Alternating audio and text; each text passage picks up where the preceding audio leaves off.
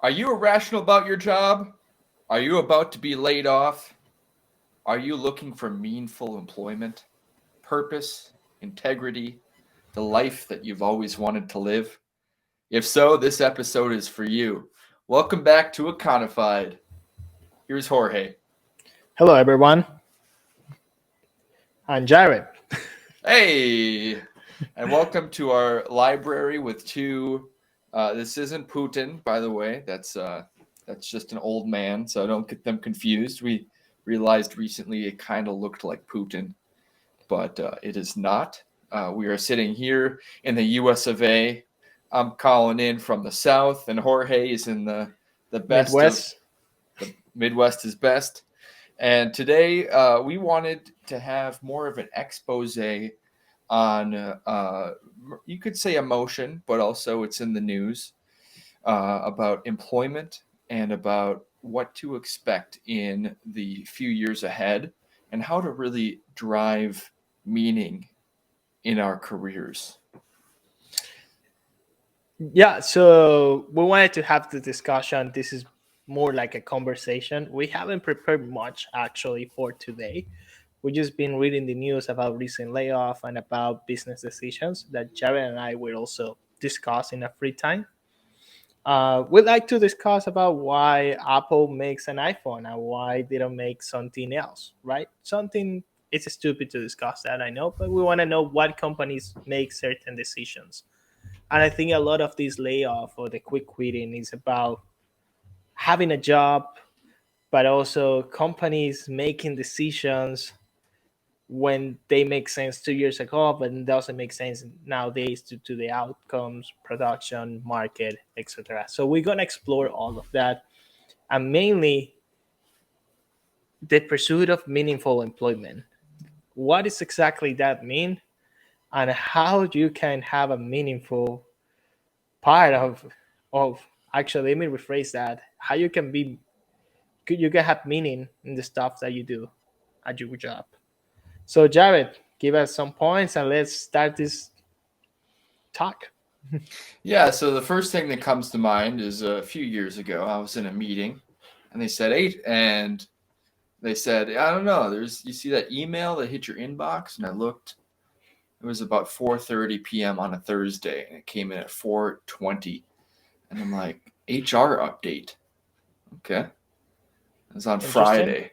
Interesting. Friday morning. Okay. That's weird. No comments in no agenda. All right. By the way, always a good idea to put an agenda in your Outlook meetings. Amen But to that. but okay, whatever. Go to the gym after work. Walking down the hallway. Run into my boss. Her eyes are all shifty. She acted really weird. I'm like, okay. Another layer. And I asked myself, am I losing my job? That night I slept probably 4 hours. The next day I go to this meeting. The export team is being moved to Poland. All these thoughts rushing through my brain. Am I losing my job? Towards the end of the meeting, one of my colleagues, and I was in this meeting because we had kind of a split team, Canada and export. So I guess, the resolution of this will tell you if shipping things to Canada is technically export. Because my colleague asked the question to the HR proctor. So does this, moving the jobs to, overseas to Poland, does this affect Canada? Am I losing my job pretty much? The answer was no, this is just the export team. You're here for moral support. So we ended up not losing our job, my job, but for a solid 12 hours, I thought it was. And these sorts of situations are interesting because even though you feel like you just got grazed by a bullet, you just missed it, the wind caught your clothes a little bit, it makes you think twice. Why am I here? what am I doing? What's my career? What's my purpose in life? Should I be here? Would I have liked to been laid off? To have been laid off? Oh, 3 months of severance? Maybe not so bad. I had a little time to collect my thoughts, to go on my next journey of life. I think often we as humans become irrational. In the jobs that we have today, we think, this is just what I do. The days kind of blend into each other. You do the same thing this week as you did last week. But those moments where you think you might lose your job are actually a blessing in disguise at times. It allows you to reconsider, what am I doing here? What am I doing in this job? Is this for me? And what is my ultimate purpose in life? Exactly. I want to touch points in what Javed said. I think it's a good story, and it's a good way to give us his point of view about it, right? Uh, One point I want to make is like human beings are not plants. We're not meant to stay in one place and just grow, grow, and grow. I think people tends to think about that companies or when they look for a job, right? The only purpose of a business, and listen carefully, is to make profits. And if that means they're gonna cut you, they're gonna cut your job one day to another. Yeah, some of them will give you severance, some of them will give you nothing, whatever, right? And sometimes you spend 10, 15 years, 20 years there. You give your life, you miss your son's birthday, you miss your wife's anniversary to be at the job that you're so disposable. So you have to make the choice for your own pursuit of happiness, which is in the Constitution, by the way, um, about what you want to make out of your life and out of your employment. Get whatever they take you, also give, but have your priorities. The wealthiness in life is not in the means of production of the way to create wealth. The wealthiness in life, the true wealth, is in the meaningful relationships you get to build. Is you create a positive impact in every single human being you get to meet, you get to know, you are creating an immense amount of wealth that is not measurable, right? Going back to the employments, going back to the layoff, the quick quitting. What was quick quitting? People was just doing the very minimum to stay at their job because they didn't have any meaning on that. Jorge, do you mean quiet quitting? Okay, quiet quitting. My Okay. bad. Oh, I just didn't know. I didn't know if quick quitting was something else. But No, I mean so quiet why don't you quitting, right? define for everybody who's not familiar? Because I recently heard quiet hiring, which I don't even know what that means. But I what don't is? even know what Why that don't you is. just define to the audience what is quiet quitting? And also Yeah, for me, what is quiet hiring? Because I honestly don't know. I mean, okay. Let's think about it for a second. Okay, quiet quitting. It could be like doing the very minimum of the job to still having a job, but at the same time not being engaged with your job or not finding any meaning. You're just doing it because it pays your bills. You live for another second.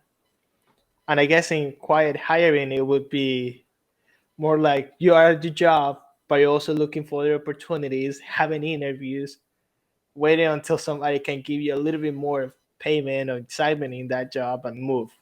I would think so. It could be that I'm totally wrong, guys. I just wing it. I see. Jared, So I thought quiet hiring was people looking for other people who are employed currently, so who are currently employed, but you are trying to hire them quietly. That's what I thought. I honestly don't know.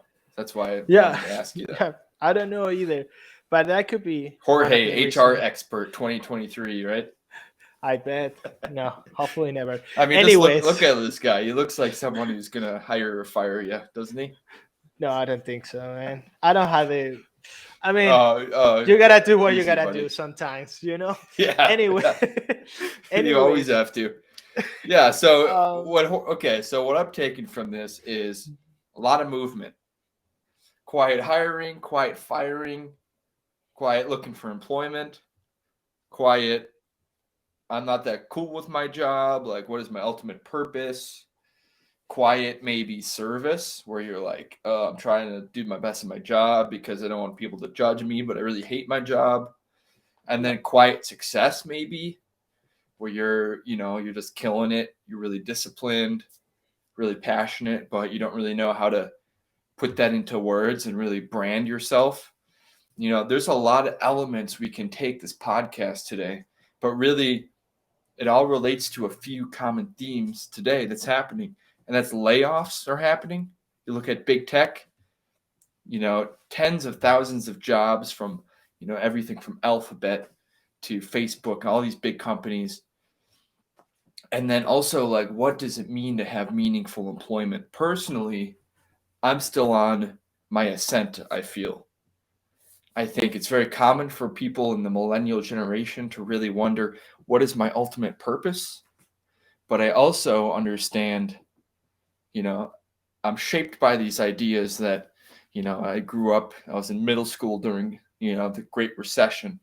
And I remember like my dad, like you know, he didn't necessarily lose his job, but he was kind of reassigned at work. And his new job was 10 times worse, different pay structure, huge stressor in my society, or Mhm. in my life, and to many other people's in society.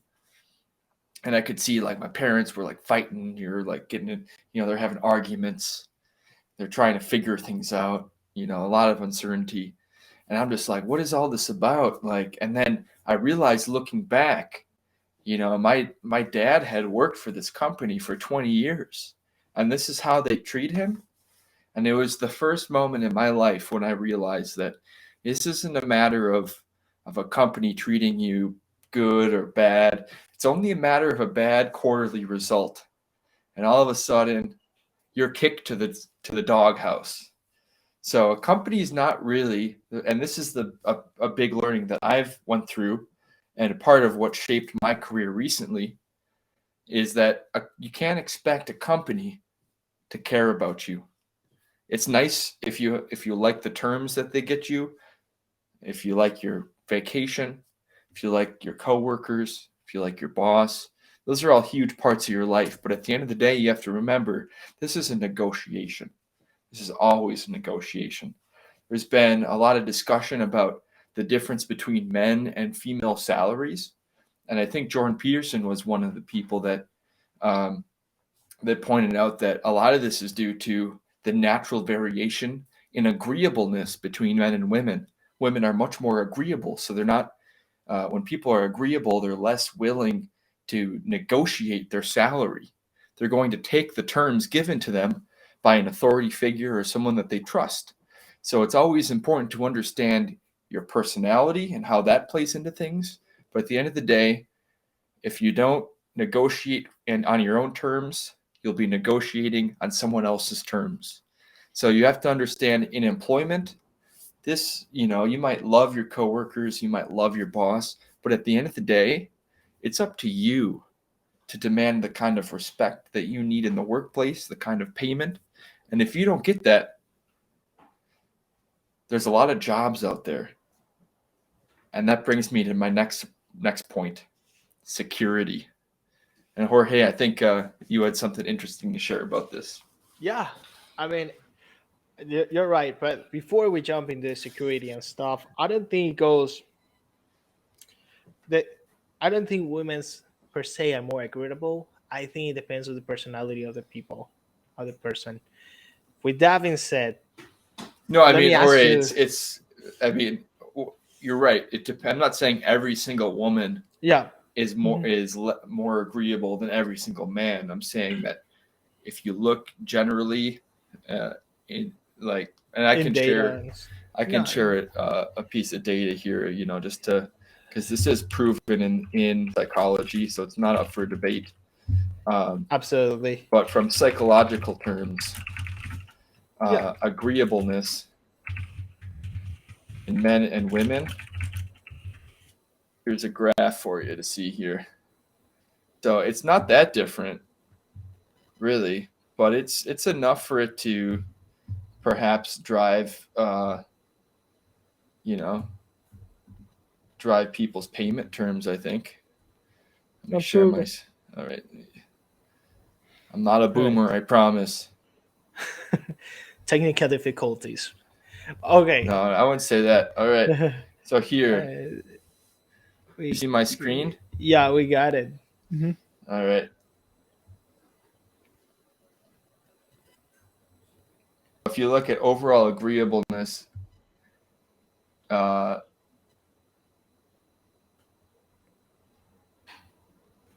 I don't know if it's hard to see. That one doesn't have colors. All right. Which one? Here we go. All right. So, yeah, none of these have what's up with it? Okay. All right. All right. All right. That's okay, All right. Let's try this again. There we go. This is good. So, obviously, women score much higher on this. And this black says white and it says Asian. Okay. So, apparently, Asians are less agreeable. Right? That says white. Mm-hmm. Okay. All right. Okay. Yeah. So So that's we got that out of the way. That's totally fine. I didn't all want to right. spend that much time on that subject.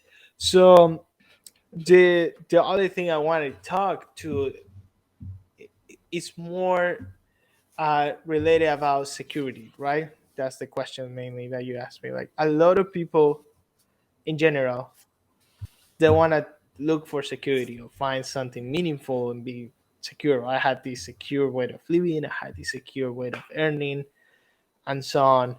Javid touched a little bit of that, like pretty much the company or your job won't take care about your future long term.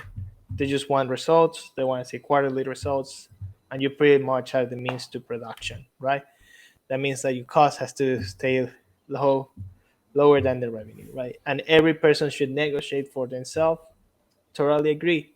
Everyone should be a salesman. Totally agree too. You know, you are selling yourself up for success as well, and you have to always look for the best opportunity for you, just like business does. And there is no such a thing as loyalty in business. They either profits or loses. So they're winners or losers, pretty much. You know, and that's the only thing that is secure in this life. Security doesn't mean anything. Secure is that everything is gonna be changing all the time. You think that your social security paycheck is even secure? The government can also default in any time. I came from Ecuador, where the government defaults a lot. And so people that are retirees don't get the payment on time. Now America is a totally different society, way more advanced. And I don't think that will happen ever, right? But the fact that it could makes you think a little bit like, what is in the end security, right? And the only thing that is secure, that is for sure, is change. So you have to be changing and adapted to the times. I'm not saying it because you got laid off, you're a bad employee, you were messing around. No, you just got laid off because that was bad luck. But as Jared mentioned in the beginning, you can go in another direction, take your career a different path. You decide, you decide how far you want to go and what you want to make. As you don't have meaningful employment or what you do is boring to you, you can either do it and do something part time, do something as a hobby until you grow. Yeah, you have to find meaning and joy in all the things you do. I mean, I think everyone has a job that they love, but there's parts that they don't like. Everyone has a job that they hate, but there's parts that they like. And I think this happens the same in your family, right? You have a lot of family members that you like, a lot of family members that you don't like, a lot of family members that you decided not to spend a lot of time with, but it's still part of your family. I think a lot of what we're seeing today is, I think companies are societies, right? And your coworkers are kind of like your fellow citizens, and your customers are kind of like those. It, in a way, they're more like like the governors, mainly. Well, I didn't phrase that, but your customers are kind of more like um, the people that want to vote for you to still be the primary service of, if you provide milk, you want these people to always choose your brand of milk and so on. And that's why you have to work well with your co-workers to produce the best milk up there, so the employees and also the customers will still voting. By voting meaning buying your milk, so you're still in government, you're still in service. And I think I always like to relate society, families, and everything also with business, because it's just an extension to me. And again, as I say, I don't think my family is secure. I don't think my money is gonna be around forever. I don't think my friends are gonna be around forever. You have to be prepared for losing, or at least you have to think about it. And I constantly always think about my job as well, right? What I'm doing to be relevant, and do I study the right thing and reading the right things and meeting the right people. And what I do it outside of job too also defines me. You know, your community, your service, your hobbies. You know, we're more than just a means of productions, but the way how society values a lot of young people is by how much that they're producing in a monetary basis. Jared, you had something to say, to add? Yeah, man. I think at the end of the day, we don't think enough about these kind of things. I think it's easy to become used to your day in and day out, and it often takes a time of crisis and when chaos comes to visit you for you to really think about what your purpose is in life. And those questions often visit, late in the night, around midnight. But sometimes your best bet in solving them is at 8 a.m. And sometimes you have to be bold enough to make a big decision and to realize that, hey, this is a scary decision. But if you're really following the path less traveled, if you're following your dreams and what you want to do in life, you have to be a little scared. Otherwise, what is it worth? But you remember this, at the end of your life, when you're sitting on your bed, whoever you'll be surrounded by, do you want to be thinking in the back of your mind, I played it safe. I watched 10 million episodes of different docu-series. I know every docu-series on Netflix. I know how to, I've tried everything on McDonald's menu. I've tried every kind of, cocktail made with rum. Or do you want to have something like, I saw this and I didn't like it, but I did my best and I failed. Like I think Michael Malice, he's a pretty successful author and podcaster. He said, hey, at the end of the day, when you're afraid of conquering your dreams or whatever you want to do in life, think of it like this. You could go to a library and let's say you want to be an author and you see all the books on the shelves selling for $1. Worst case scenario, you put all your effort in, you can be just another shitty author. You could be just another crappy book on the shelf. But hey, it's your book and you did something and you did your best. But at least you tried. Wow, that's inspirational, everyone. No, that's really good actually. But I agree with you. I think Jeff Bezos said something like, when you're 90, right, and you look back in your life and say, "Oh, why you didn't do this? Why you didn't do that?" Are you gonna regret it? Are you gonna feel some sort of a joy? And I think it comes down to that. I think um, the schooling of the universities have a way to, I call it like a line manufacturer way of thinking. You do this and then you move and you do that, and then they teach you the skills needed to perform the job, and that's it. But they kill your creativity, they kill your leadership skill. So many people are afraid to ask questions, and I think it transcends when they're getting so dependent of a job that the job becomes who they are, and that's when they kill you. You're done. Pretty much you're non-existent because you became who you are. Sorry, what you do, right? That's it. Like, I'm Jorge, and I work in a manufacturer. What you do, I'm a shoe maker. That's it. But of course, you're more I than make that. tampons, or I You make know? cheese Right. curds, or I was I like, make, leather bound books. Still, at the end of the day, to count as a counter argument to this point, Mike Rowe's dirty jobs.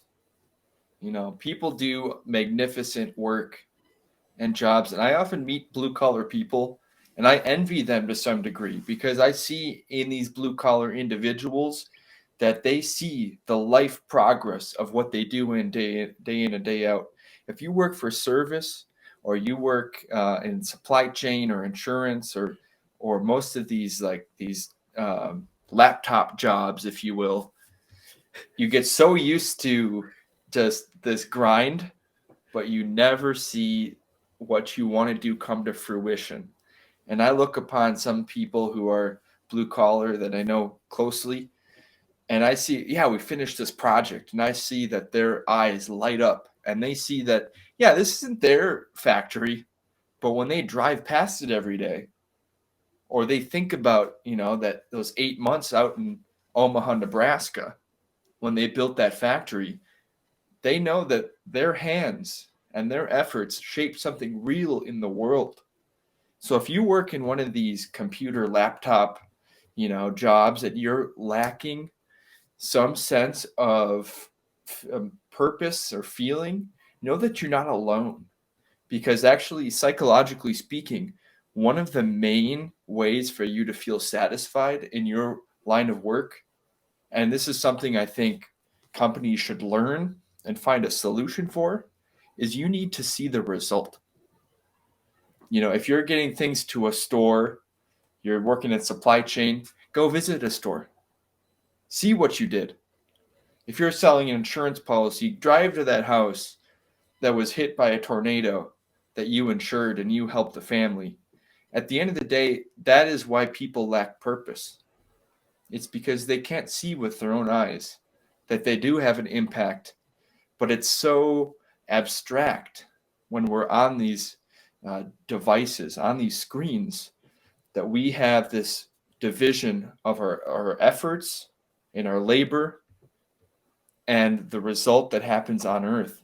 And worst case scenario, maybe what we're doing is actually making the world worse. If we're working at a big tech company and we're designing this really cool device, and we're just, oh, we need this much cobalt, we need these raw materials. And you go to Africa and you see that cobalt manufacturing facility or that mine, and you see pregnant women with a sledge and a baby on their back in these terrible conditions, making not even enough to survive. Maybe you'll think twice about the device you're creating. But at the end of the day, there's this division between what we see, what we're doing every day, and the end result. And for you to really truly feel like you're doing something, bring it together or build something from scratch. Because, like in the blue collar example, you see the beginning, middle, and the end. But also, if you're not happy with what you're doing, but you have these skills, do it freelance.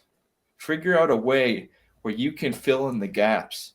Because at the end of the day, you'll be much more fulfilled about your life. yeah. So we talk a lot of dissatisfaction at their jobs, about quiet quitting, quiet hiring, layoff.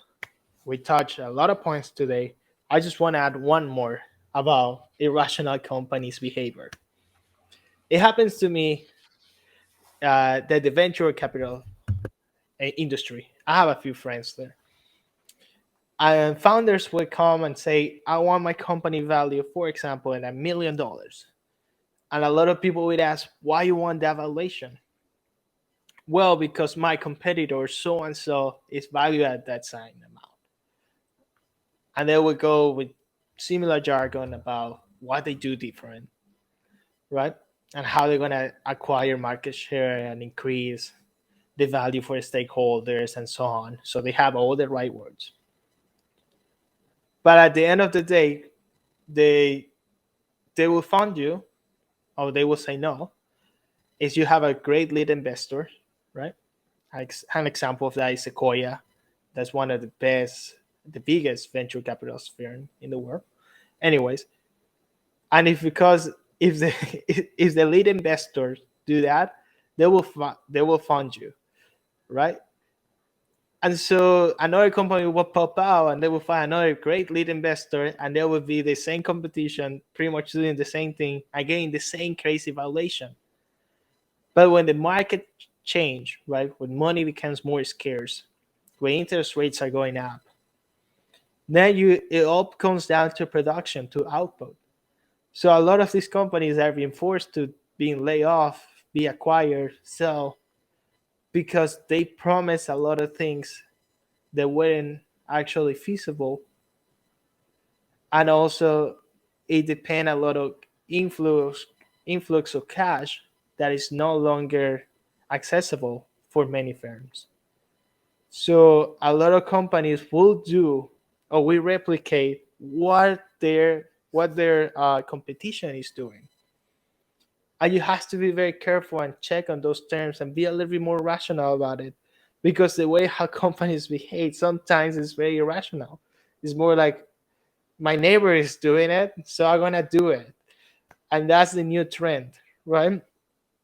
And I think as people that goes to MBA schools and stuff, they have to think more truly and think in the long term. There are companies that are exception, like Apple, for example, right? And so on. And there's many small businesses and businesses that are not necessarily in big tech, that they don't make it to the news. They are actually very rational in the way how they hire, how they train, how they grow. But sometimes just because you have the access to get a lot of money, a lot of funds, doesn't mean that you need to take all of that and waste it in wasteful resources that you know are not going to produce the value the investors are required or the investors are expecting. Jared, anything to say before we say goodbye? Yeah, I would just like to implore you to think about your life. Is it time for you to lay off your employer? And also, to this point, there's the point about stock dilution as well. A lot of these big tech jobs, you might get paid 100,000 a year, but 400,000 in stock options, and that might seem like a lot of money, but that's a big reason too why they needed to lay people off, because it wasn't cash that they were getting paid. When they start getting pressure on the equity side, and their stock isn't worth as much, stock dilution becomes a bigger problem. And if that's how you're paying a lot of your very skilled employees, then it becomes a matter of value. So ask yourself, if you feel like you're not bringing value to the people that you see in your life. Let's say you can't change your job, like, understand that you do fill an essential job in society. And is there a way for you to bring value to the people around you? Because sometimes the money doesn't matter. Sometimes you get paid a lot, but you don't really have that feeling like you're doing much. Other Mm-hmm. times you get paid very little, but you see the impact of your job. Sometimes you get paid nothing and you feel like that's volunteering, and you see these results of your action.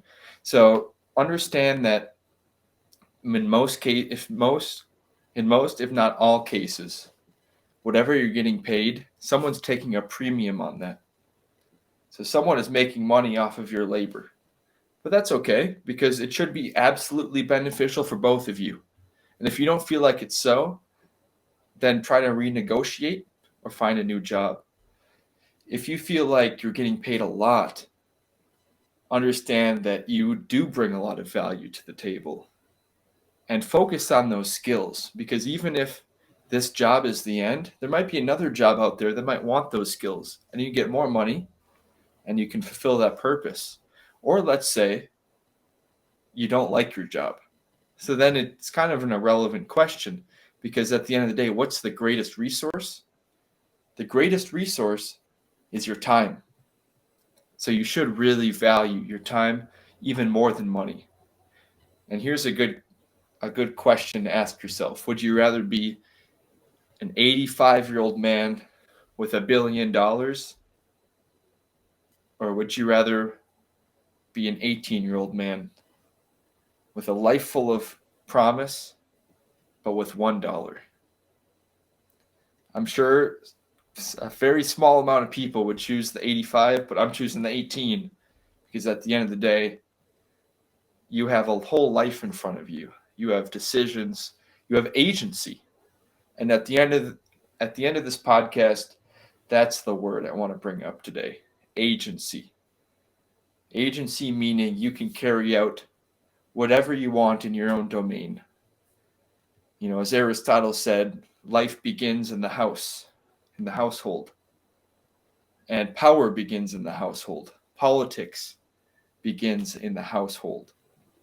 So just like you can be the king of your household, you can be a king of your life or a queen of your life. And I think we often forget the agency we have in our day-to-day decisions.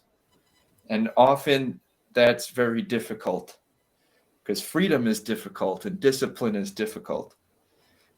And leading and ruling is difficult. It requires a lot of effort. But at the end of the day, having agency in your life means having different choices. And that means that you have to constantly keep learning, constantly keep moving, have multiple income streams, have different decisions. And at the end of the day, if you don't like your job anymore, that is not a reason to complain about your boss, complain about your